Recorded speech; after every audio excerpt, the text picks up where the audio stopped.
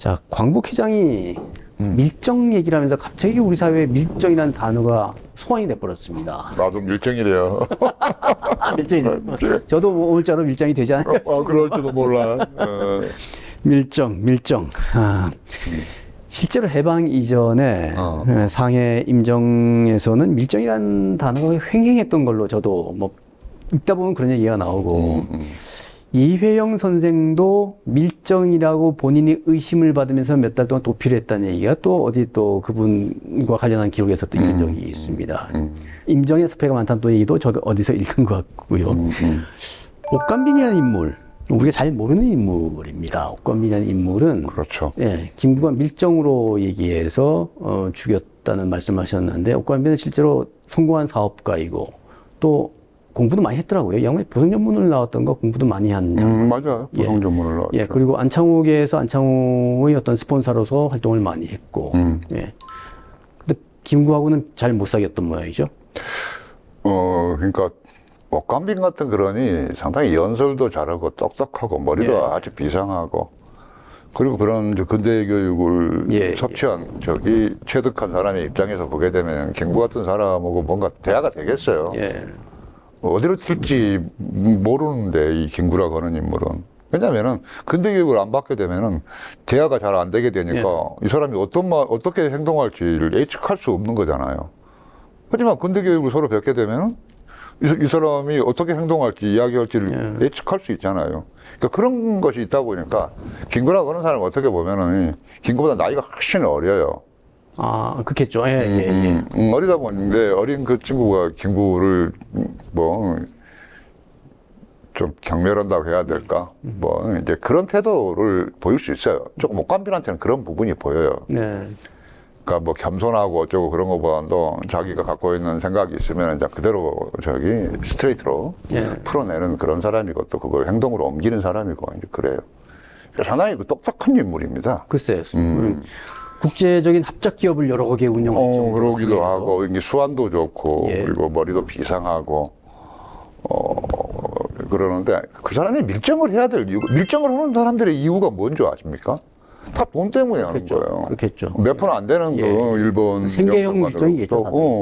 돈 몇 푼 받겠다고 하는 게 이제 밀정이고 생겨요. 할 수 있는 게 없으니까 한국인들이 중국 가서 중국어가 되는 것도 아니고 뭐.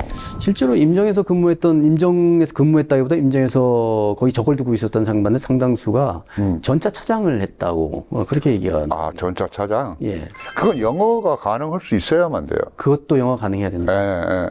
왜냐하면 영국인 회사의 전차 회사이기 때문에 그 영어를 할 수 있어야만이 인스펙터로 저기 이 검표원 같은 그런 일을 할 수 있는 거지. 거기 그런 것이 안 되면 할 수 없어요. 그것도 다들 할 수 있었던 건 아니다. 그렇죠. 그러니까 할 수 있는 일이라고 하는 게 예를 들어서 뭐 임정 요인들 중에는 예를 들어서 먹고 살기 힘들면은 한학을 공부한 사람들은 뭐 글을 한자로 써가지고 그걸 팔거나 아니면은 뭐 학교에 가서 애들을 가르치거나 뭐 그런 일들이에요. 그러니까 김구 같은 경우는 그런 걸 할 수 있는 게 아무것도 없는 거죠. 그렇기 때문에 뭐 할 수 있는 것은 테러밖에 없는 거예요. 결과적으로 테러가 어떤 수단이 됐다. 옥간빈 같은 정도의 성공한 사업가라면 아마도 제가 추측컨대 돈 달래는 단체가 너무 많았을 것 같아요. 그렇죠. 아무래도 상해 뭐 거기에서 그야말로 가장 성공한 어떤 그런 백만장자라고 할까? 이제 그 정도의 어떤 그런 평가를 받는 사람이니까. 그러니까 이제 이게 자기의 국적을 이제 중국적으로 바꿔버리는 거 아니에요. 그리고 돈 달라고 자꾸 손 벌리니까 냉소적이 되고 자기가 좋아하는 안창호 선생 옆에만 있는 것이고 왼쪽하고는 거리를 두고 그러다 보니까 김구하고는 거리가 점점 멀어지고 그러면서 이제 결국은 총까지 맞게 되는 그런 상황이 그렇죠. 그러니까 이 사람은 그러니까 밀정이라고 이제 임정 측에서 김구는 이야기하지만 일본 영사관이라든가 관련 자료에서는 옥간빈을 불령선인이라고 하는 거예요. 항일운동을 하고 있는 저 나쁜 놈 그런 안창호와 같이 놀고. 그러니까 이 상반된 평가를 우리가 어떻게 봐야 될 것인가 하는 예. 문제인데, 그렇기 때문에 옥간빈의 어떤 그러니 전체적인 어떤 그런 삶의 궤적을 전부 토탈적으로 검토하게 되면은 이 사람은 결코 밀정이라고 볼 수 없다는 거죠. 예. 지금 이 책에서는 안공근 부분을 쓰시긴 쓰시면서도 안공근 부분은 김구가 과연 죽였냐에 대해서는 좀 제가 느끼기에는 확신이 약하다고 느꼈습니다. 어떻습니까? 이제 확신이 약하다고 어떤 부분에서 이제 느끼시는지는 모르겠지만, 분명한 것은, 김자동의 해고가 있고, 또 김자동이 갖고 있던 어머니한테 들었던 이야기를 실제로 국내에 와서, 확인을 했고, 예. 그래요. 근데 그 내용이라고 하는 것은 결과적으로 김구의 측근들이 안공군을 살해했고, 그 살해한 시체를 주치의인 유진동이라고 하는 의사가 뼈와 살을 전부 다 발랐다. 사체를 훼손을 해서 어쨌든 그렇게 해서 강물에 버렸다. 그 사실 자체, 증언 자체는 움직일 수 없어요. 예. 그렇기 때문에 분명히 김구의 측근들이 지금 죽인 거죠. 그러니까 아마 살해를 한 것은 이제 그 남아 한인연맹이랑 정하함이 작업을 한 것 같고, 그러니까 청부살인을 했고, 그 시신 자체는 그 김구의 주치의가 처리를 한 것 같아요. 안공근과 안중근과의 관계에 대해서 좀 말씀을 해주시죠.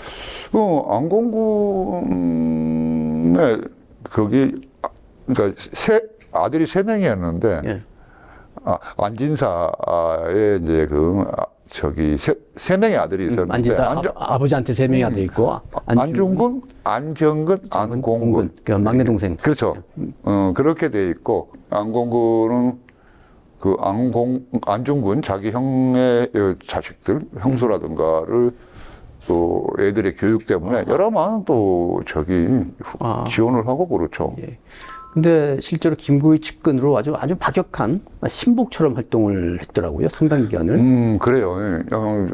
충분히 안공구도 자기가 보수가 될 수 있는 인물인데, 근데 이제 뭔가 그 임정래는 뭐 한국에서처럼 서열이 있는 모양이죠. 계보가 있겠죠. 그렇게 했는데, 안공구는 상당히 그야말로 팔면 육비라고 해야 될까?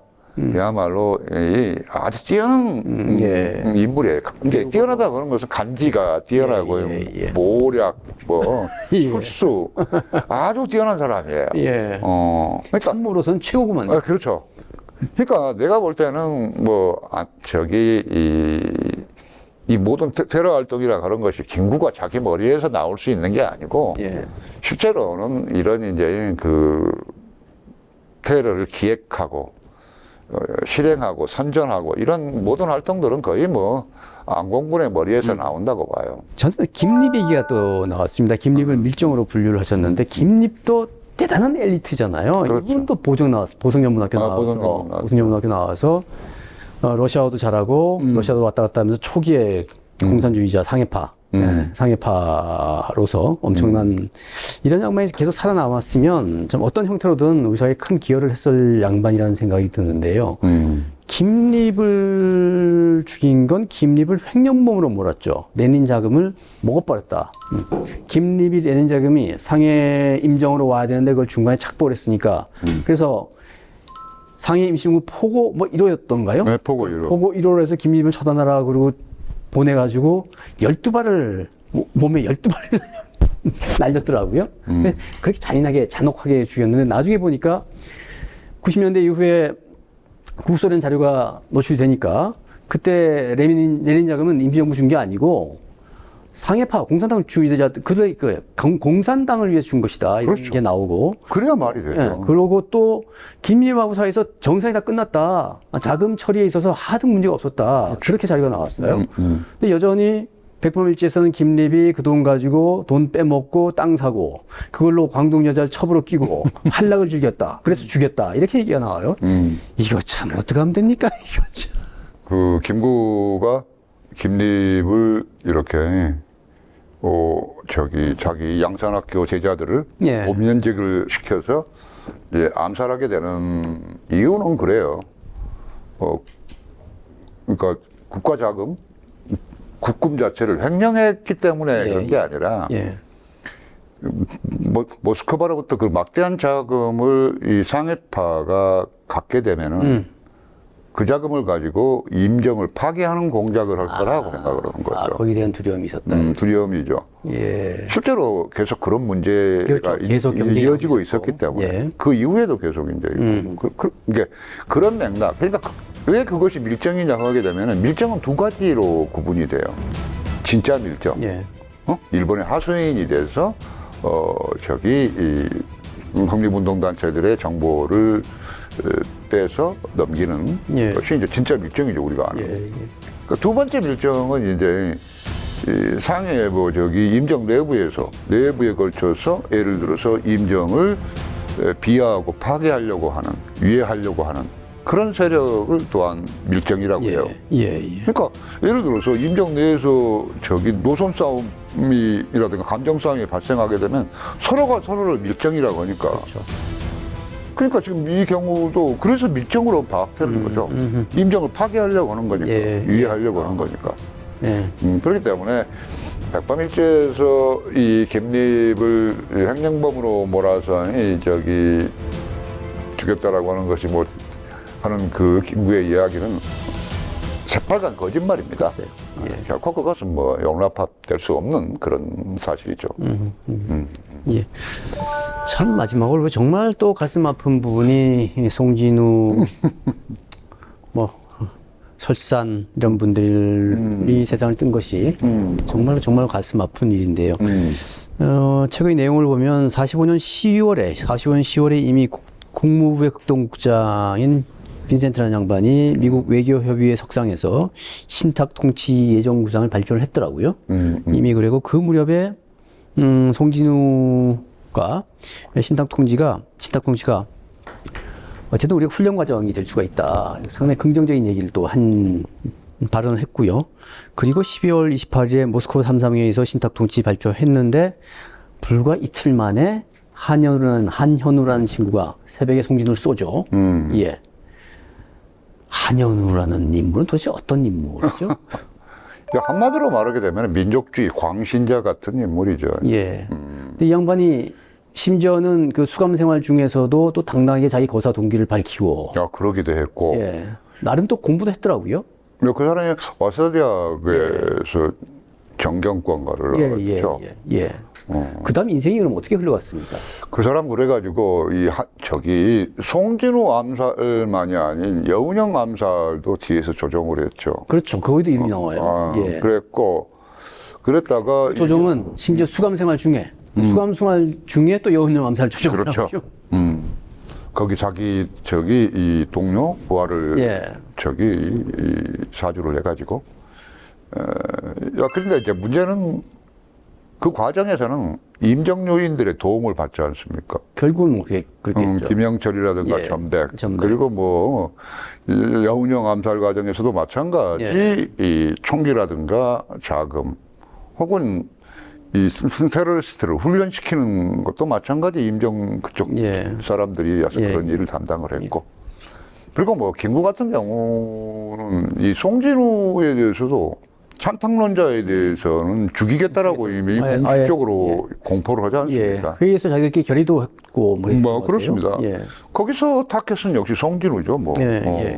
그때 타겟은 송진우밖에 없었겠죠. 그렇죠. 그다음 한현우는 또 그때 송진우 사건에서는 형기도 세지가 않았어요. 그렇죠. 15년형인가요? 15년형이 나왔는데 제대로 살지도 않고 6.25 전쟁기에 마포 형무소에 수감되어 있다가 이제 6.25 때 나가버리고 북한군에 의해서 이제 와서 풀려 나왔고 그 다음에는 그래서 이제 어슬렁거리다가 6.25 50년 말기양에 국회에서 이게 문제가 돼요.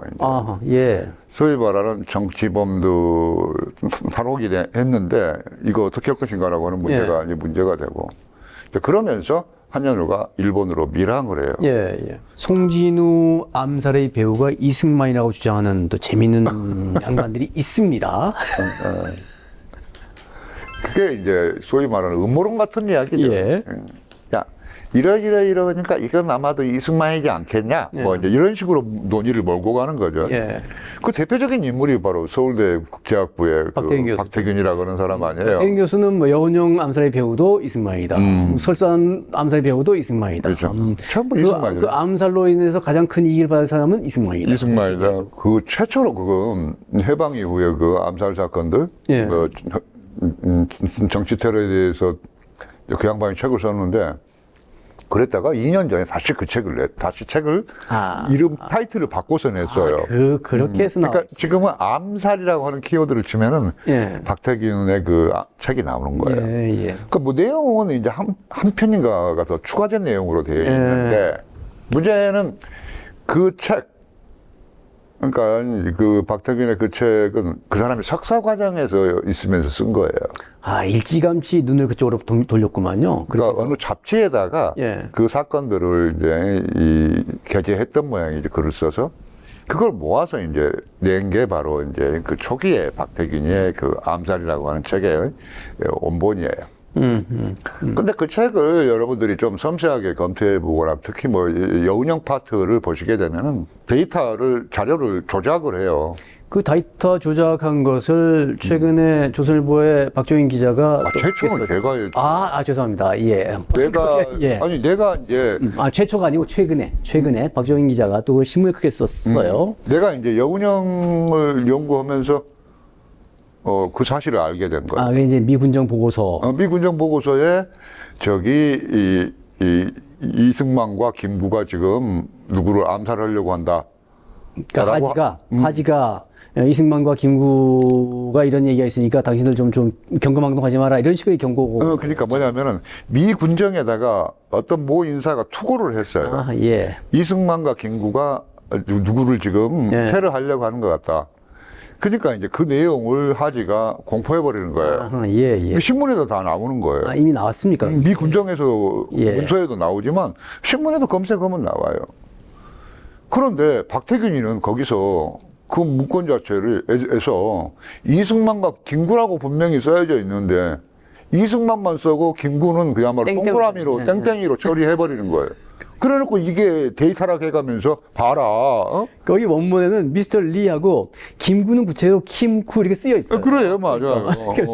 그래가지고 내가 깜짝 놀라고, 그래가지고 내가 이제 그걸 모닝포커스에 투고를 게재를 했고, 그 뒤에 이제 조선일보 박정인 기자를 만나가지고, 이런 사실도 있다. 그러니까 정말요? 그래가지고 그 친구가 이제 확인해보고 흥미를 느끼고 또 데이터를 진짜로 뭐 문서를 해서 확인하고, 이제 그렇게 해서 신문에 이제 게재한 거예요. 그것은 빼도 박을 수가 없어요. 자, 저는 송진우 선생, 고아 선생도 참 훌륭한 분이지만 또 불과 한 2년 만에 장덕수라는 거목을 우리가 잃었습니다. 고아 송진우 선생도 국제통이지만 장덕수는 그 당시로는 이승만 다음 가는 국제통이었죠. 그렇죠. 일본 유학을 먼저 했었고, 그 다음 동아일보 부사장을 하다가 뭔가 또, 거기도 또 재미있는 레닌 자금 음모설이 또 나왔더라고요. 그렇죠. 설사하니 레닌 자금을 먹었다, 5만 불을 먹었다는 얘기가 나오면서 나중에 전혀 아닌 걸로 밝혀졌는데, 먹을 사람도 아니었고, 밝혀지면서 왜 시끄러워지고, 그와 관련해서 인천께서, 외국으로 가라, 미국으로 가라, 유학을 해라, 이렇게 하셨던 것 같고. 그렇습니다. 그 이제 유학 자금은 아마 상당 부분 인천이 부담을 했었던 것 같고. 미국의 콜롬비아에서 석사를 하셨죠, 아마? 그렇죠. 그렇죠. 석사 박사를 했죠. 그 박사까지 근데 그 과정에 또 영국의 노동운동에 대해서 공부를 하겠다고 영국 가서 꽤 오랜 시간을 연구해 한 3년 정도 됩니다. 조사차 간 거죠. 그리고 돌아와서 콜롬비아 계속 계시면서 박사 논문을 쓰셨는데, 근데 박사 논문 제목이 혹시 기억나세요? 거기 산업평화에 대한 영국적 방법론. 이게 이제 그 박사학위 논문의 타이틀이에요. 결국 막스를 극복한다는 얘기 아니었을까 싶은 생각도. 그러니까 그건 이제 영국의 노사 관계를 이제 거기 분석한 거죠. 그러니까 이런 거죠.